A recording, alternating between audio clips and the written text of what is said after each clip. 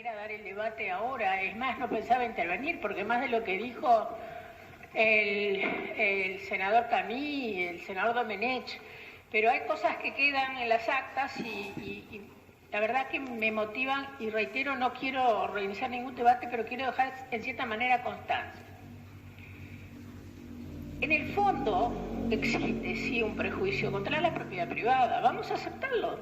Son posiciones que son válidas como cualquier otra, siempre que se debatan en democracia, siempre que se debatan en estos ámbitos, siempre que se tomen decisiones legislativas correctas, es sano que tengamos concepciones distintas. Ahora, a los que compraron antes de la ley de colonización, son propietarios plenos. Por eso es que la Suprema Corte de Justicia, estoy segura que más del 90% de las sentencias tienen que haber decidido a favor. En realidad, si yo pienso más como abogada que como profesora de historia, porque a mí lo que más me motivó fue lo de los europeos y peores americanos, es una decisión de un órgano administrativo. Así que en realidad cuando un propietario quiere vender y se le niega la posibilidad, tendría que ir por la vía administrativa. Y una sentencia del TCA lo puede anular. El derecho de propiedad tiene que ser defendido porque no se puede dar un efecto retroactivo a las normas. Y en el fondo de todo esto, y lo digo con todo respeto, pero también forma parte de una concepción ideológica, la justicia social no se puede llevar puesto al Estado de Derecho. Y esto es algo que yo aprendí con dolor a lo largo de toda mi vida. La justicia social no puede ser pretexto para llevarse puesta a las normas jurídicas. En este caso lo que está en juego es el derecho de propiedad y los derechos adquiridos, de los que tanto se habla cuando nos referimos a otros colectivos.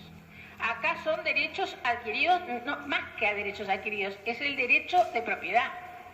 Y nadie puede impedir que se haga. Y si hay una resolución administrativa que lo hace, perdemos el juicio. Entonces serán otro de los tantos juicios que advertimos en otras instancias. Cuidado que por ese lado nos va a costar fortunas. Lo que a mí más me duele, señora presidenta, es que seguramente estos pequeños colonos no tienen ni siquiera los recursos para sostener o un juicio de reconocimiento, un juicio reparatorio o un juicio ante el Tribunal de lo Contencioso Administrativo porque son caros y no son menos de 3 o 4 años. Ahora, que si alguno lo puede hacer, que probablemente la mayoría no, hasta por un problema de distancia, porque todo está centralizado acá, el Tribunal de lo Contencioso Administrativo sin duda, dejamos de rehenes a los más desfavorecidos, en nombre de los menos desfavorecidos. No entiendo esa contradicción.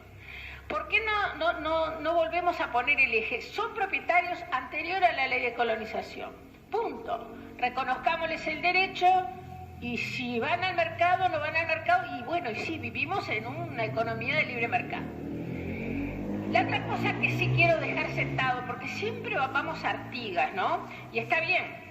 Ahora, Artigas, que fue el que hizo él y su gente, el reglamento de tierras de 1815, era propietarista, no era socialista Artigas, de ninguna manera, era un liberal inspirado en la Revolución Francesa.